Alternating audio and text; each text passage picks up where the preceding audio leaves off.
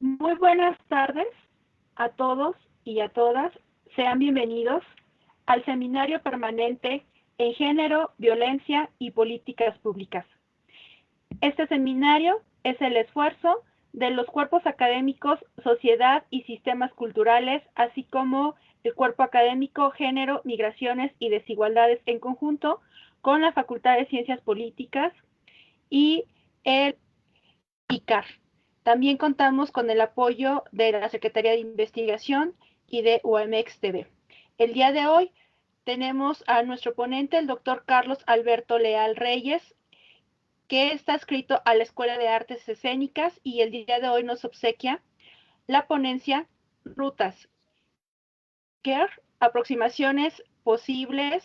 a los estudios de género y masculinidades. También nos acompaña la doctora Viridiana Sosa, líder del cuerpo académico, del cual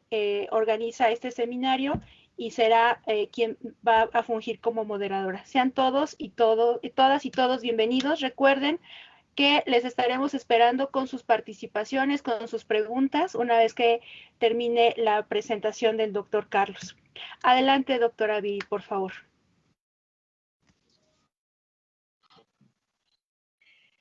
Sí, buenas tardes. El día de hoy damos la bienvenida a las y los asistentes a este seminario y agradecemos enormemente al doctor Carlos Leal el haber aceptado darnos esta charla que, bueno, el día de hoy consiste en hablar sobre las personas queer. Daré una breve semblanza del doctor Carlos Alberto Leal Reyes, quien es doctor y maestro en humanidades en estudios latinoamericanos por la Universidad Autónoma del Estado de México, licenciado en antropología social por la Universidad Autónoma también del Estado de México y miembro del Sistema Nacional de Investigadores Nivel 1. Las diferentes líneas de investigación que el doctor maneja son representaciones de los queer en América Latina, arte, política y academia, biopolítica y ciudadanía sexual en América Latina, configuración de las sexualidades disidentes y masculinidades. Él ha participado en más de 20 congresos, conferencias y coloquios nacionales e internacionales sobre sexualidades disidentes y construcción de religiosidades en América Latina. Ha manejado proyectos de investigación sobre a comparative study of translatinx migration, perdón si no lo leo bien, in three contexts, patrocinado por el Programa de Investigación en Migración y Salud, a cargo de la Universidad de California, Santa Cruz y la Universidad Autónoma del Estado de México.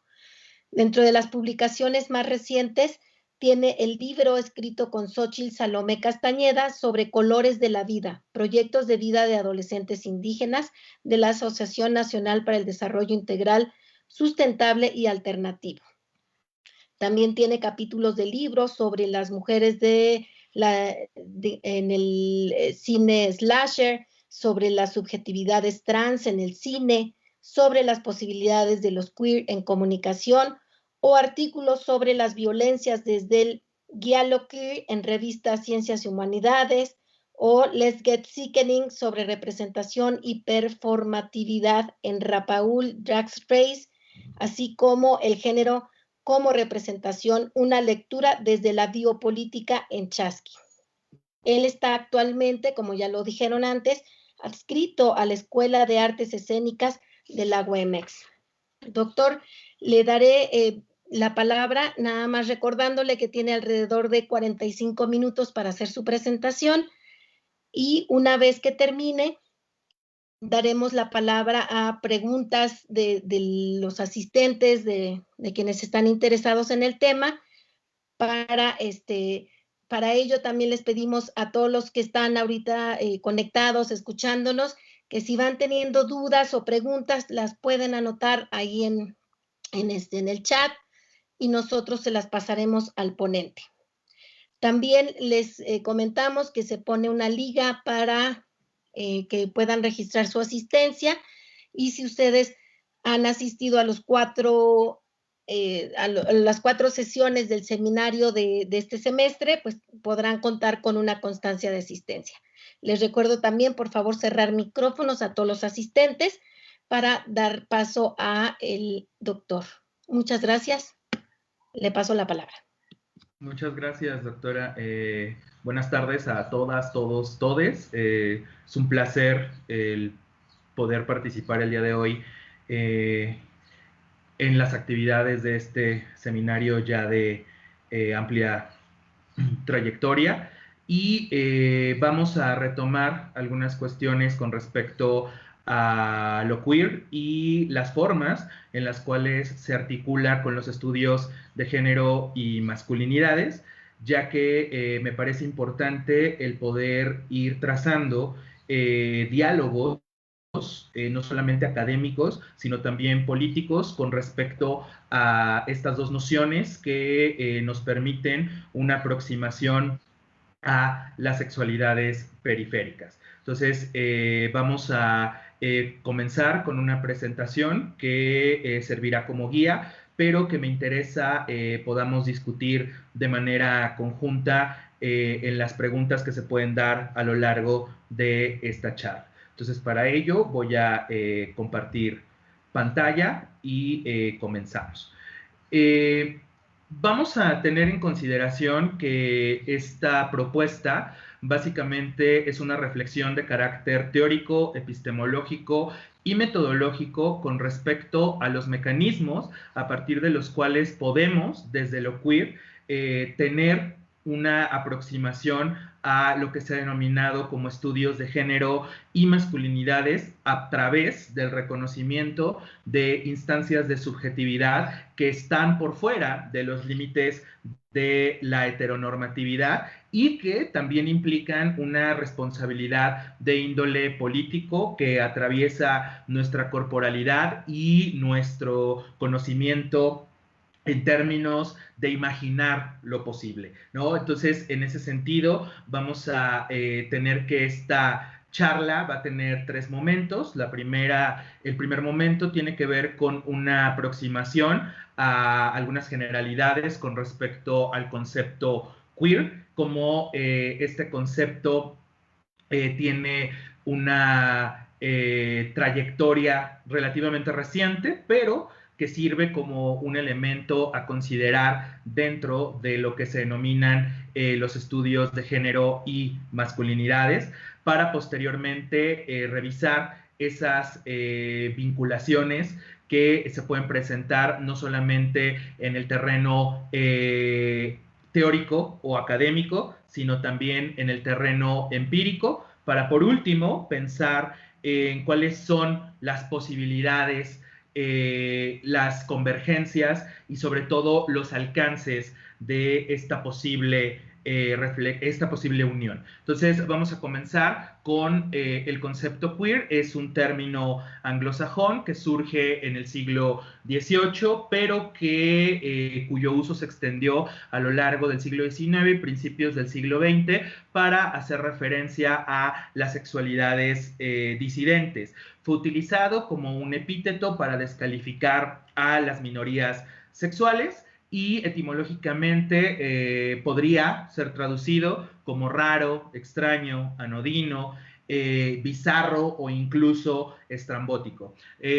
Posterior a la Segunda Guerra Mundial, el término entró en desuso para ser recobrado hacia la década de 1980 por los grupos activistas LGBTI+ de los Estados Unidos, quienes se sentían desplazados y excluidos de las grandes políticas institucionales y trataron de implementar estrategias de visibilización no solo de quienes estaban siendo incluidos dentro del espectro de este llamamiento de lo que algunos denominarían la homonormatividad, sino también trataba de colocar en este esquema de posibilidades a quienes estaban por fuera de esta convención con respecto a cómo se revisaba la minoría sexual. Entonces, este término tiene un origen político que da un salto a la academia y posteriormente a estas estrategias de existencia posible. Entonces, en ese sentido, podríamos decir que lo queer es un significante fluctuante en cuanto que remite justo a esquemas de inestabilidad y que se traslada, ¿no? o transfiere esta cualidad de inestabilidad a los sustantivos que califica, ¿no? Podríamos decir que en términos muy generales es una elaboración crítica al constructo de la sexualidad como un dispositivo estable, equilibrado y que determina la identidad de los sujetos. Entonces, esta indeterminación fluctuante da como una serie de vuelcos y de saltos, ya que el concepto se puede aplicar a diversos espacios, ya que aterriza en el arte, en la política, en las identidades, pero a mí me interesa detenerme un poco en lo teórico, ya que se plasma una suerte de caracterización con respecto a la forma en la que se puede decodificar no solamente la categoría en cuanto a emplazamiento, sino en cuanto a reflexión teórico-metodológica. Entonces, en ese sentido, esta indeterminación aterrizada en la teoría está centrada en una especie de versatilidad, dirían algunos autores, que va en contra de el sexismo, el machismo, la homolesbo-bitransfobia y elabora una crítica al binarismo sexual, a la heteronormatividad, pero también a la homonormatividad y a la transnormatividad, ¿no? A estos elementos a partir de los cuales se codifican existencias posibles mediante elementos arquetípicos o estereotípicos que dejan fuera a la marginalidad. Entonces, en ese sentido, cuando lo queer salta al campo de la teoría, de acuerdo con autores como Bernini, podría decirse que constituye una serie de investigaciones, ¿no? o elementos de reflexión crítica que conjunta una serie de opiniones diferentes con respecto a esta noción o idea que se tiene con respecto a la sexualidad. Gracia Trujillo diría que el concepto queer es un término paraguas donde caben una serie de posibilidades y de espacios que permiten explicar la complejidad del espectro de la sexualidad y la forma en la que los grupos asumidos erróneamente como minoritarios tratan de recobrar no solamente su existencia, sino también formas de atravesar estos límites impuestos por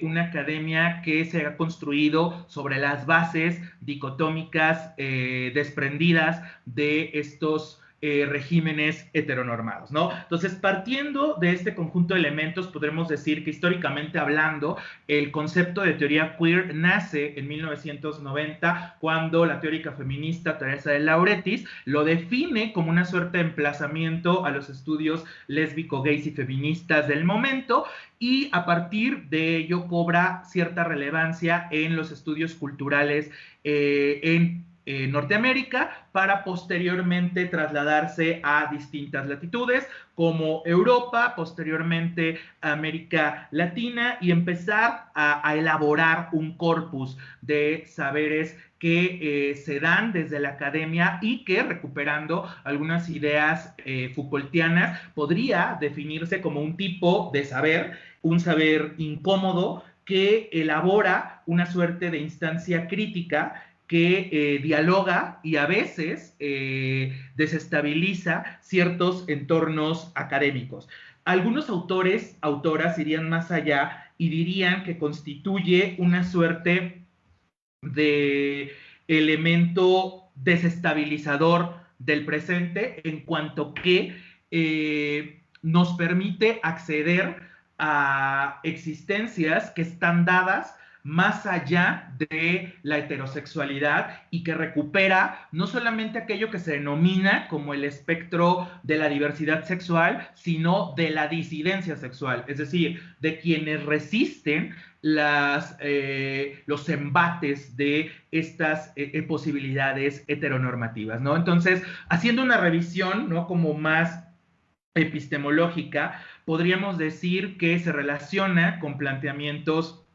del freudomarxismo revolucionario, del constructivismo radical, de algunas teorías antisociales e inclusive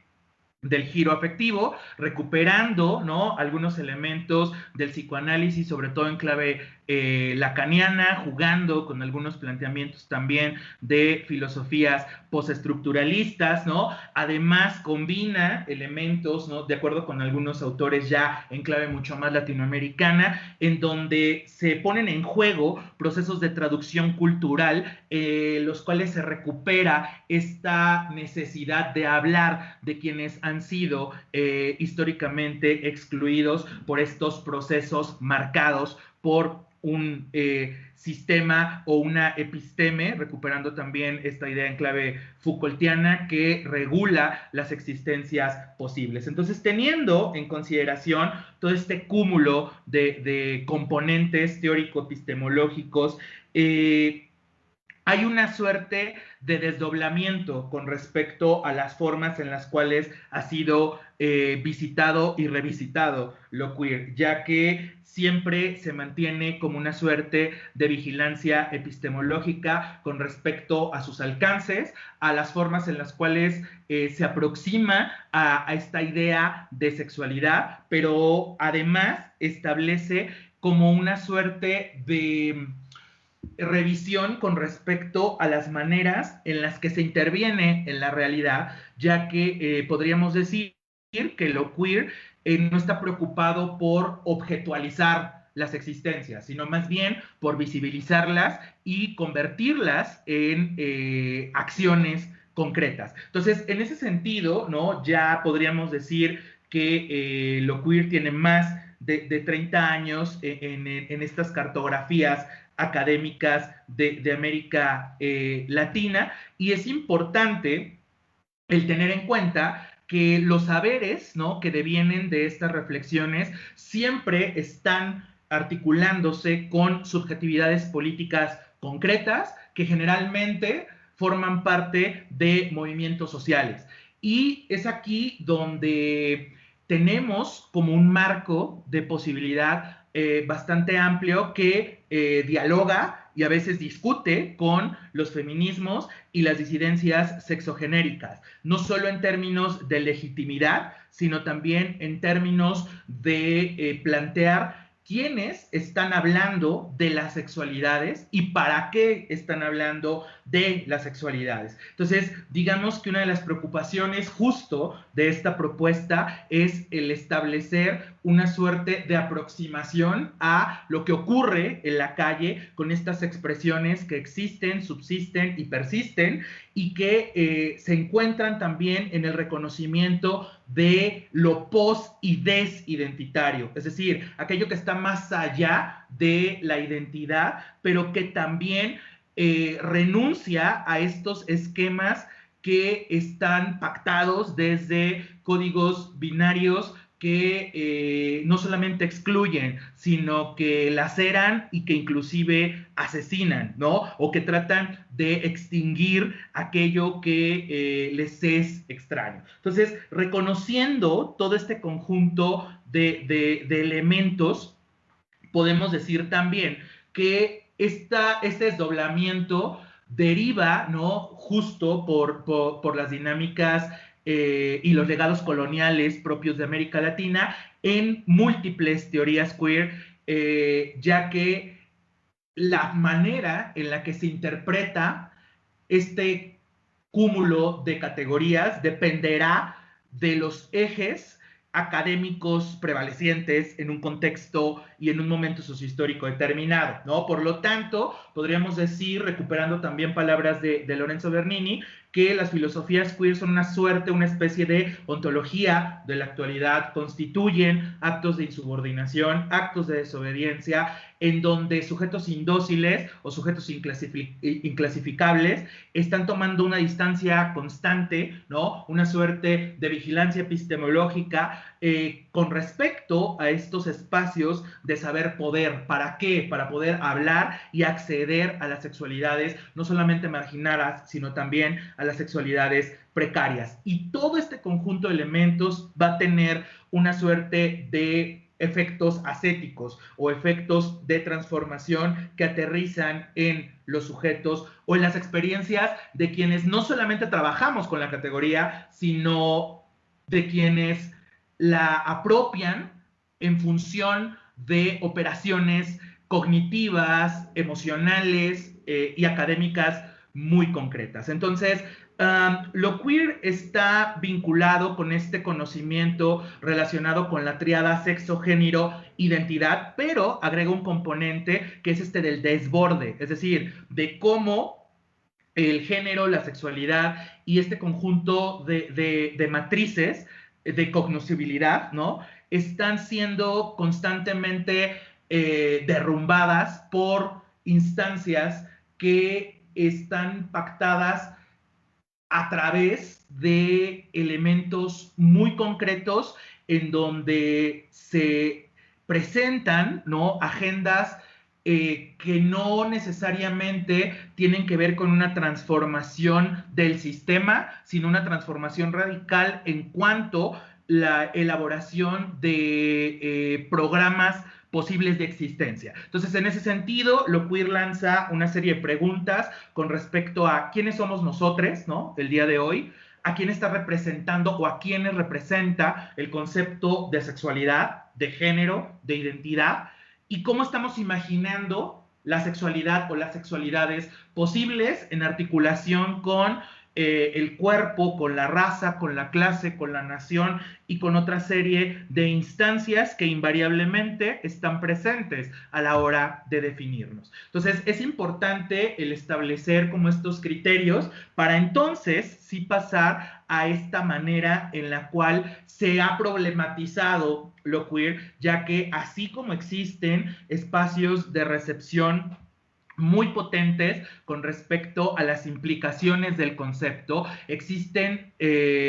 discusiones en torno a esta manera de adjetivar desde una categoría anglosajona realidades concretas de América Latina, ¿no? Que esa es una problemática que se ha resuelto mediante ejercicios de traducción cultural, mediante una serie de estrategias políticas a partir de los cuales ciertos sujetos incorporan a su propia vida los efectos de esto que viene a transformar lo que son, etcétera, y que en el campo de lo académico en concreto, ¿no?, se relaciona con la manera en la que la teoría queer podría vincularse con lo que se ha conocido ya en los últimos años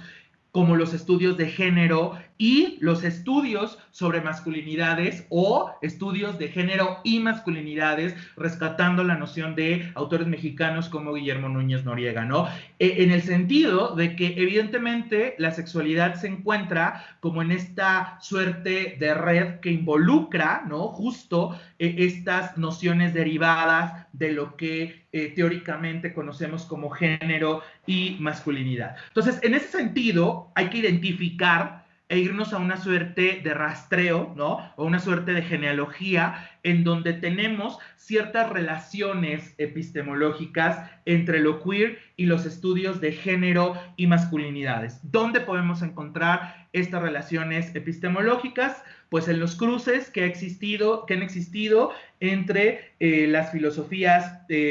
constructivistas, los feminismos de la diferencia, los feminismos interseccionales, los transfeminismos y con los estudios sobre masculinidades centrados en la comprensión de los varones no hegemónicos. Entonces es bien importante tener en consideración este conjunto de elementos, ya que haciendo este brevísimo, ¿no?, y muy somero trayecto, podemos darnos cuenta que existen puntos en común con respecto a los orígenes de lo que se denomina el objeto de estudio de este campo del saber. Entonces, en ese sentido, podemos identificar que en términos generales, ¿no?, los estudios queer de género y masculinidades plantean una problematización de la heterosexualidad en mayor o menor medida, ya que suelen cuestionar desde distintas instancias y bajo distintos recursos los conceptos de sexo-género o de sistema sexo-género, diría Gail Rubin, en cuestión o en relación más bien con la configuración de mecanismos de participación. También hay un cuestionamiento de los roles de género, ¿no?, desde el ámbito político, desde el ámbito del compromiso teórico y el papel de las disidencias o de quienes han estado por fuera de este espectro de posibilidades. También existe como esta necesidad de politizar, ¿no?, estos elementos identitarios, y evidentemente hay como una potencial combinación de referentes teóricos, autores, autoras que nos remiten a ideas comunes, ¿no? Si pensamos en una de estas autoras canónicas que funciona intercambiablemente para hablar de feminismo y de lo queer, es Judith Butler, ¿no?, que se volvió como esta suerte de vaca sagrada con respecto a las reflexiones en torno a la noción de performatividad de género que tuvieron gran calado a principios de los 90 y que siguen utilizándose como vías en los estudios de género y masculinidades para poder hablar de este conjunto de elementos, ¿no? Entonces, en ese sentido, una de las preocupaciones, ¿no?, que me surgen con respecto a este conjunto de elementos es que a lo largo del tiempo, hemos podido identificar ciertas resistencias con respecto a quién es la voz legítima del feminismo y quiénes acceden a él, o quiénes acceden a los estudios de masculinidades o a estas posibilidades queer, ¿no? Entonces, en ese sentido, debemos de establecer como ciertas rutas teórico-metodológicas justo para poder comprender lo que decía hace un momento, estos entramados de la sexualidad, pero que están relacionados íntimamente o intrínsecamente a el sexo y el género. Habría que repensar también estos abordajes con respecto a lo masculino y lo femenino, más allá de estas ideas esencialistas, ¿no?, o de estas ideas binarias. Entonces, es importante el poder ir estableciendo mecanismos concretos a partir de los cuales se dialogue inter o multidisciplinariamente desde una lógica preeminentemente cualitativa, a través de un paradigma comprensivo, ¿no?, con respecto a las formas en las cuales estamos nosotros trazando, ¿no?, los límites de aquello que se denomina lo masculino, lo femenino o incluso los estudios de masculinidad. Entonces, o de masculinidades. Entonces, en ese sentido, habría que establecer el espectro de los géneros, ya no solamente del género como oposición binaria, complementaria y que remite a este dato biológico, sino también el poder ir estableciendo, ¿no?, este conjunto de elementos no solamente teórico-epistemológico-metodológicos, sino también discursivos, que nos lleven a articularnos con compañeros, ¿no?, que hablen sobre su propia experiencia desde su propia concepción corporal, desde su propia concepción político, ideológica y académica. Y el que podamos también el ubicarnos, ¿no?, como en esta serie de espacios en donde las fisuras, justo, ¿no?, permitan posibilidad. Entonces, en ese sentido, ¿no?, y para ir cerrando con mi participación, me gustaría solamente dejar algunas rutas posibles en este terreno de lo abstracto, en donde la intervención teórica posibilita otros diálogos, y también citar algunos ejemplos en donde de manera concreta podemos ubicar estas intersecciones, ¿no? Entonces, primero hay que partir de una cuestión fundamental. Hay que pensar en la elaboración de estrategias que desborden los límites formales tanto de la academia como de la política. Es decir,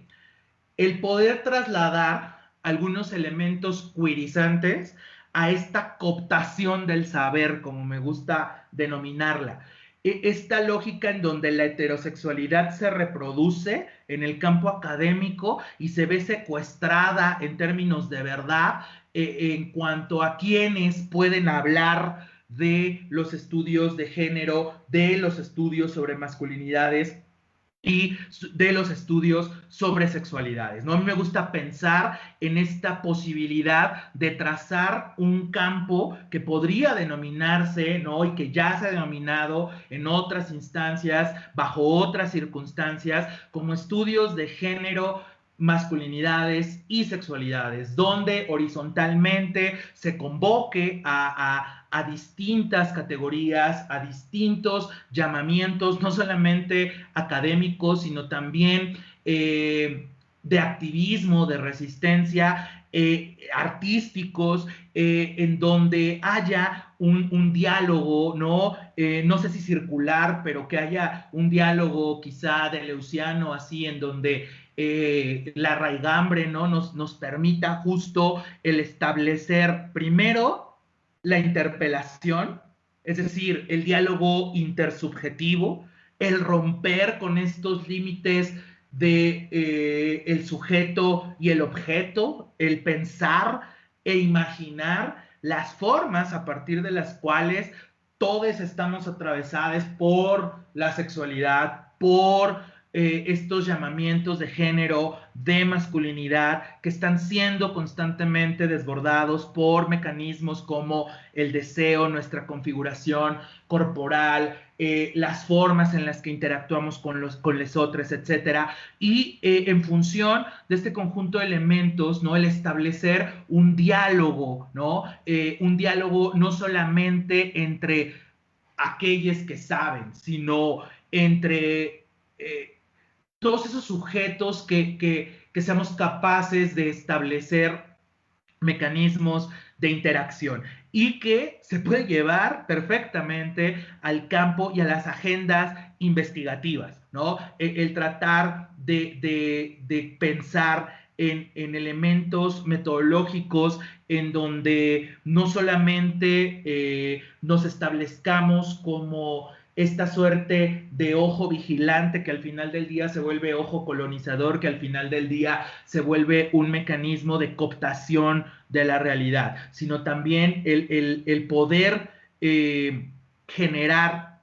espacios, ¿no? Con quienes se encuentran en estos entornos que pueden ser potencialmente queerizados, ¿no? Entonces, en ese sentido, recobrando la idea de Halberstam, podríamos apelar a esta noción que denomina como metodologías queer, que son metodologías de corte carroñero, de corte interseccional y de corte desleal. Algunos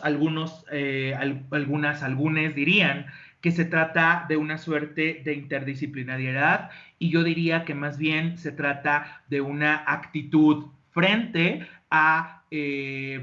las agendas de investigación en donde se retoman, ¿no? Elementos que nos sirven como vehículos de interpretación y recuperando de nueva cuenta esta metáfora que Foucault nos regaló ya hace mucho tiempo con respecto a hay que utilizar los conceptos como una suerte de caja de herramientas que nos permite acceder a la experiencia de lo real. Entonces, estas metodologías queer implican justo esta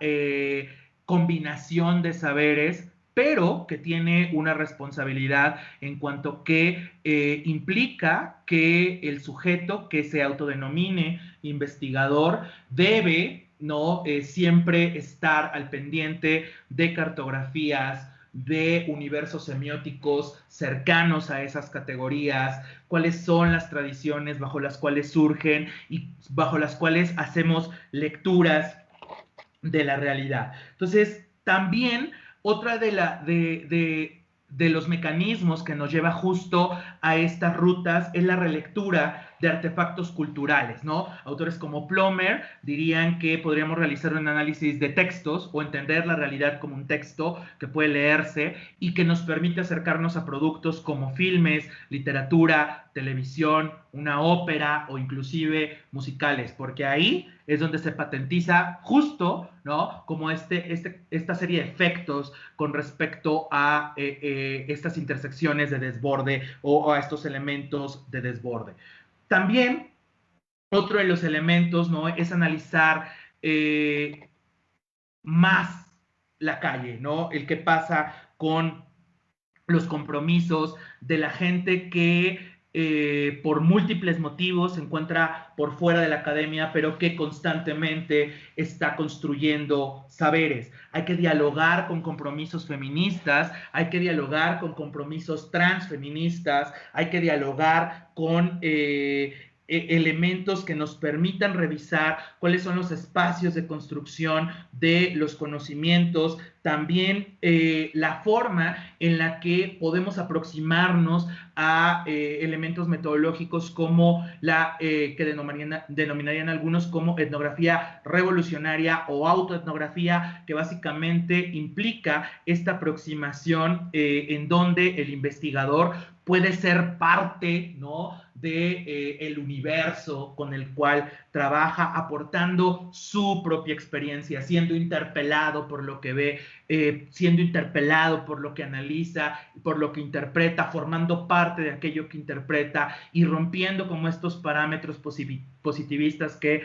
han constituido un lastre en la investigación en ciencias sociales y humanidades. También desarrollar montajes de textos analíticos, es decir, mecanismos a partir de los cuales, mediante análisis semióticos discursivos, podemos referirnos justo a las voces, ¿no?, acalladas por estos sistemas heteronormativos. Entonces, hay que pensar en etnografías multisituadas, hay que pensar en etnografías virtuales debido a las condiciones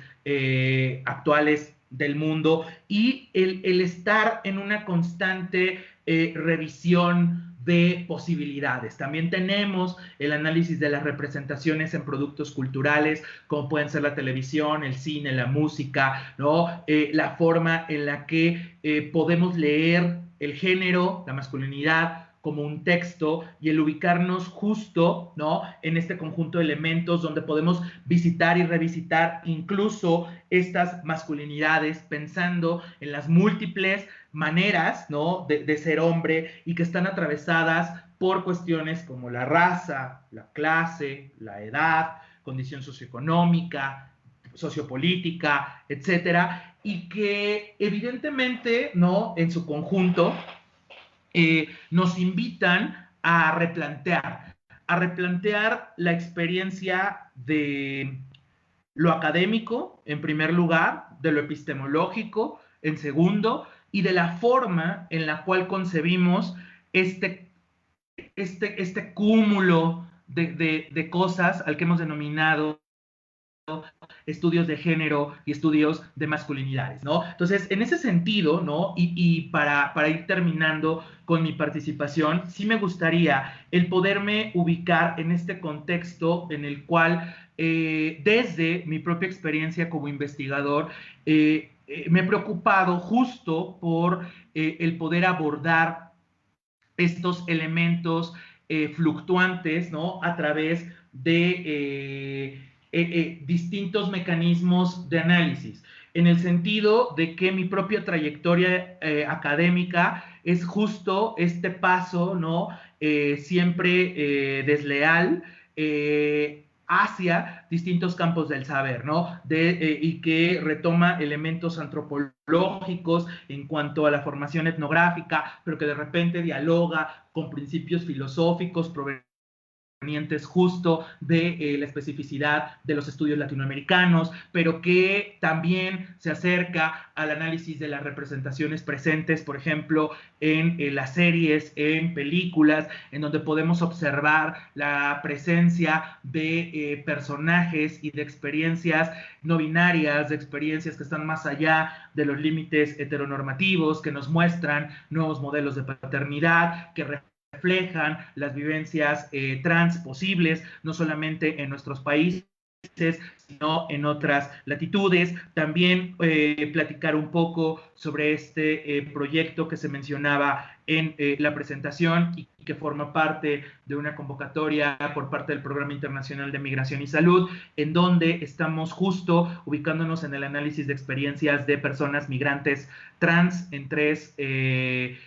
locaciones, ¿no? Una en la frontera México-Estados Unidos, otra en el centro de México y otra en la frontera de Argentina con Perú. Y justo lo hacemos a través de metodologías no convencionales, en cuanto que estamos retomando etnografías virtuales debido a las condiciones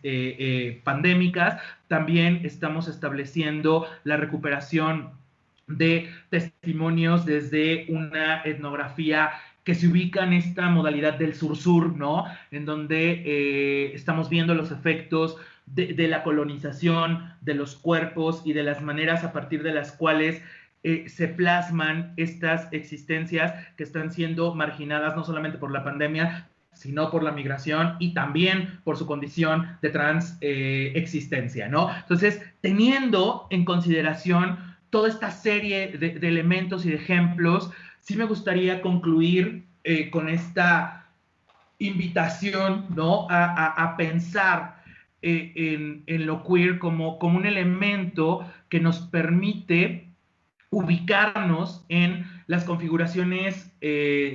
identitarias que desestabilizan no solamente la heteronorma, sino también las maneras en las cuales estamos pensando académicamente el sexo, el género y la sexualidad, y como dirían autores como Esteban Muñoz, el ubicarnos en un espacio utópico que nos lleve a imaginar un futuro posible, ¿no? A través de una idealidad que está destilada desde el pasado. Es decir, el ubicarnos como en este punto de quiebre que justo nos vaya acompañando hacia visiones distintas de los estudios de género, de los estudios de masculinidad, y permita la búsqueda y la consolidación de estrategias, actitudes y elementos que subjetivamente nos permitan pensar en nuestra propia existencia, ¿no? Entonces, en ese sentido, yo con esta última idea, ¿no? También me gustaría plantear esta forma en la cual estos elementos nos llevan a elaborar estrategias colectivas, que al final del día son estrategias políticas que plantean, ¿no? Esta posibilidad de disputar los saberes académicos desde otros lados, desde otros lugares, y cuestionar estas formas en las cuales se aterrizan, sobre quiénes están dando la voz, para qué están dando la voz, y sobre todo el ubicarnos, ¿no? en este marco, diría Judith Butler, en el que podemos atravesar nuestra propia existencia con los saberes académicos, ¿no? Entonces, yo con esta última idea dejo por ahí las referencias por si alguien está interesado en revisarlas, y con esto terminaría yo mi participación y espero sus preguntas y comentarios. Muchas gracias. Muchas gracias, doctor Leal. Definitivamente es súper interesante todas estas reflexiones que planteas, bueno, a todos los asistentes, a mí en lo particular como investigadora, que todos estos temas nos interesan, se me hacen como muy provocativos estas preguntas que haces de, pues, quiénes estamos hablando de sexualidades, cómo estamos hablando de ellas, cómo las estamos abordando, les damos voz o no les damos voz a quienes están viviendo o quienes estamos nosotros estudiando. Entonces realmente se me hace muy, muy interesante y muy provocativo todas estas reflexiones que nos dejan. Y quisiera pasar algunas de las preguntas, comentarios que tenemos de parte del público. Belén Benumea primero lo felicita, doctor, y luego dice que, bueno, gracias por compartir su expertise en este sentido, y pregunta, ¿qué estrategias sugieres para la aplicación de los estudios queer en los estudios de género y masculinidades durante la práctica docente?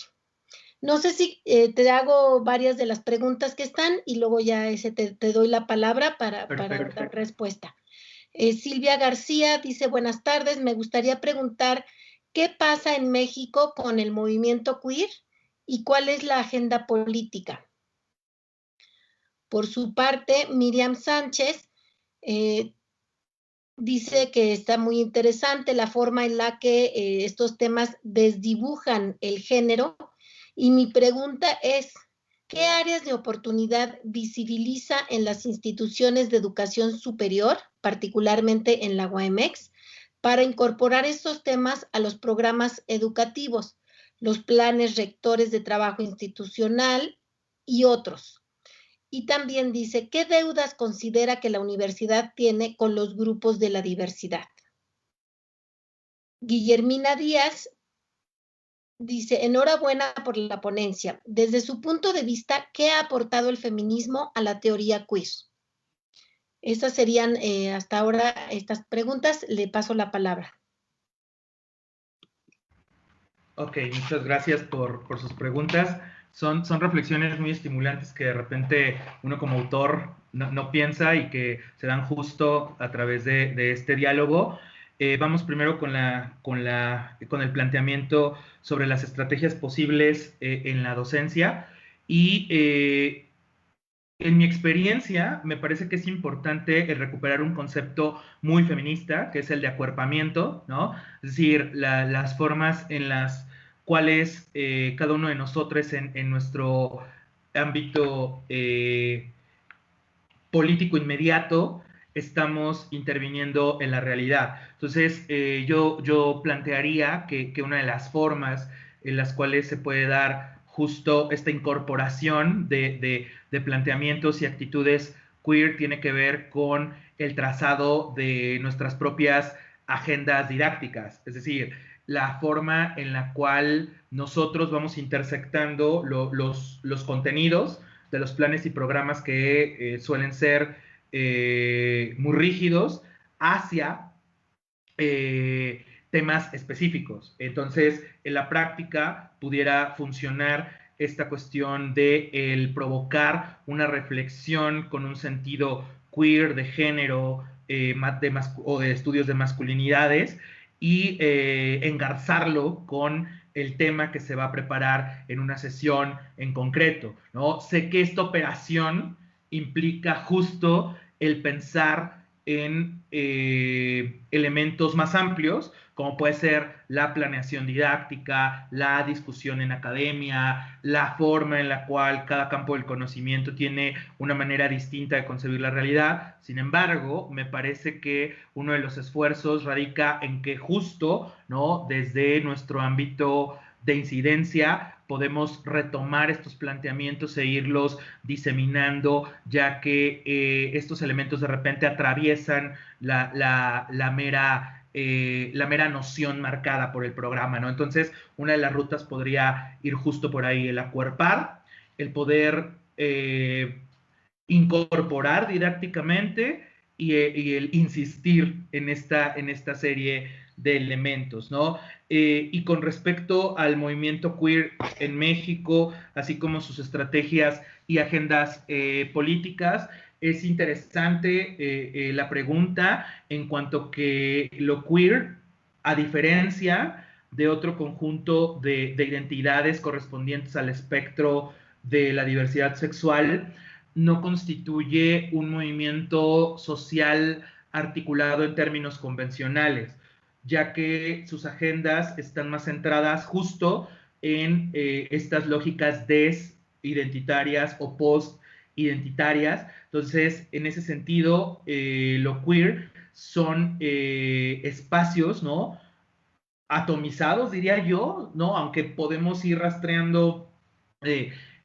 algunas experiencias en las que se plantea precisamente en algunas ocasiones renunciar, en algunas otras cuestionar y en algunas otras cuantas desestabilizar estas nociones sexogenéricas planteadas por la heteronorma e inclusive por la homonorma, la transnorma, el capitalismo, etcétera. Entonces, en ese sentido, existe como otro elemento importante que tiene que ver con la incorporación de la Q al acrónimo de la diversidad sexogenérica, es decir, el añadir la letra Q a este espectro de identidades, ¿no?, que resulta una operación política de visibilización. Es decir, lo queer también se concibe como una suerte de identidad, lo cual podría ser un tanto contradictorio en cuanto que lo queer, en términos ontológicos, si quisiéramos ubicarlo en ese contexto, renuncia a la identidad, sin embargo sirve como una especie de elemento de refracción. Entonces, en ese sentido, existe una trayectoria, ¿no? En la que no me gustaría extenderme tanto, sin embargo me gustaría remitirme como a momentos muy puntuales, ¿no? La llegada de lo queer a América Latina, que está atravesada generalmente por la recepción que tuvo en el Cono Sur y posteriormente en México, y sobre la cual hay que investigar porque hay una recuperación del concepto, sobre todo en contextos urbanos como la Ciudad de México, así como trabajo académico que se ha dado en otras universidades, ¿no? Sin embargo, yo podría decir como esta primera aproximación a lo queer. Y en relación a esta pregunta que hacían en torno a las áreas de oportunidad para incorporarlo a temas de trabajo institucional, me parece que esta incorporación que se puede dar no solamente de lo queer, sino de los estudios de género, sexualidad, masculinidades, etcétera, a las agendas académicas, políticas de las instituciones, tiene que ver con sujetos, agencias, redes de solidaridad e insistencia, en el sentido de que el hablar de estos temas siempre genera resistencias, ya que, por desgracia, ¿no?, vivimos en un país misógino, homofóbico, feminicida, transfeminicida, etcétera, que está diseminado en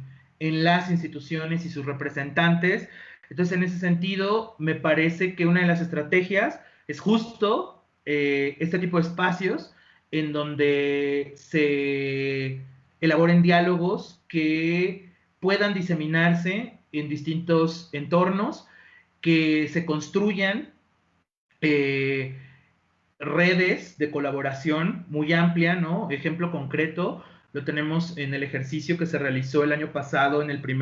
tercer congreso, de estudios de género y teoría queer, que lo que hizo fue trasladarse de sede, ¿no? Entonces ese es un ejercicio que visibilizó justo lo queer en una universidad como la Autónoma del Estado de México, y que marca, ¿no?, una suerte de diálogo posible, ¿no? Entonces, me parece que la forma en la que podemos ir incorporando estos temas es, primero,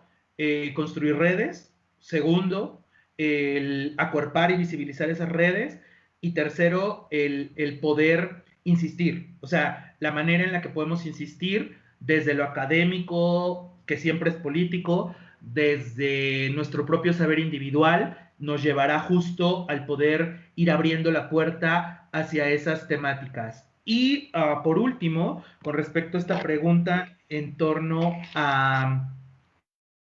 las deudas, no es cierto, son dos. Tenemos primero la de las deudas de la universidad con respecto a lo LGBTIQ+.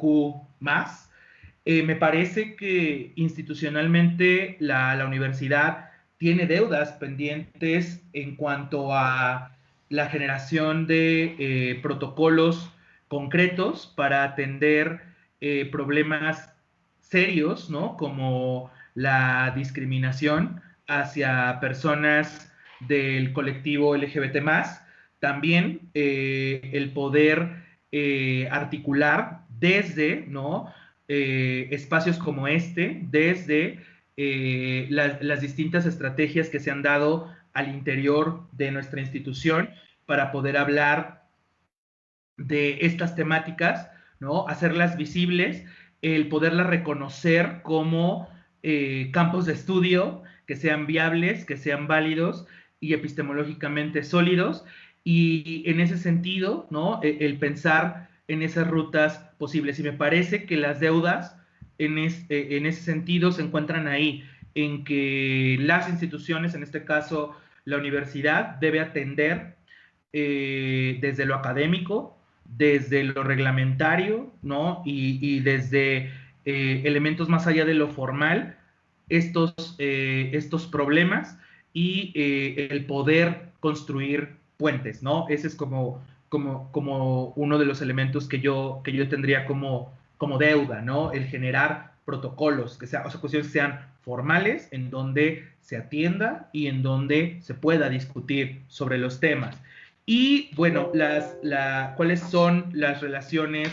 de la teoría queer con el feminismo? Para ponerlo en términos muy simples, no podría haber teoría queer sin feminismos, en el sentido de que quienes comienzan estas reflexiones con respecto a la desestabilización de la heteronorma son justamente las teóricas feministas, por allá de la década de los 70, podríamos remitirnos a Gail Rubin, y de ahí una serie de feministas de la igualdad, feministas de la diferencia, feministas negras, etcétera, que rescatan justo este tipo de conceptos, ¿no? Teóricamente, uno de los conceptos que le da fundamento a lo que posteriormente sería la teoría queer es el del sistema sexo-género, que es un concepto feminista, ¿no? Otro concepto sería el concepto de Teresa de Lauretis, de dispositivo de género, que ella retoma de Foucault y que traslada a los estudios de sexualidad, y sin duda Judith Butler con la noción de performatividad de género, que viene a cambiar no solamente las reflexiones que se estaban planteando desde el ámbito de los feminismos, sino también de las maneras en las cuales se darían las dinámicas en otras áreas, ¿no? Entonces es importante el poder pensar en estas trayectorias, en estas intersecciones, ¿no? Por ejemplo, en el caso concreto de México, Gloria Careaga, ¿no? Que siempre ha estado pensando justo en estos mecanismos a partir de los cuales podemos ubicarnos en el contexto de las reflexiones sobre esta triada sexo, género, sexualidad como elementos que se entrelazan, ¿no? Entonces yo diría que el feminismo o los feminismos y las teorías queer son propuestas que tienen que dialogar, no sé si ir de la mano necesariamente, pero sí plantear puntos de concordancia, ¿no? Muchísimas gracias, doctor Leal, por todas sus respuestas, comentarios y reflexiones en torno a esto que nos comentan los y las asistentes a este seminario. Sin más, yo le paso la palabra a la maestra Mari Carmen para que ella nos haga favor de dar por concluido el evento. Muchísimas gracias. Hasta luego. Gracias, doctora Viri, como siempre, por su apoyo. Doctor Carlos, fue un gusto escucharle esta interesante conferencia y, bueno, pues agradecerle el obsequio de la misma, así como para nuestros asistentes que ya han estado de manera constante en este seminario permanente en género, violencia y políticas públicas. También agradecemos a el el Instituto de Ciencias Agropecuarias y Rurales, ICAR, así como a los integrantes de la maestría en género que tenemos en la Facultad de Ciencias Políticas y Sociales, y los cuerpos académicos, Sociedad y Sistemas Culturales, así como Género, Migraciones y Desigualdades. Les esperamos en nuestra siguiente conferencia. Ya estaremos ahí anunciando justamente la próxima. De todas maneras, bueno, pues se quedan aquí en la página de Facebook, justamente la presentación del doctor Carlos, que realmente es muy, muy interesante todo lo que nos compartió el día de hoy. Muchas gracias, doctor Carlos. También a nuestros compañeros de UMX TV por el acompañamiento para la transmisión. Que tengan todos y todas muy buena tarde. Hasta luego.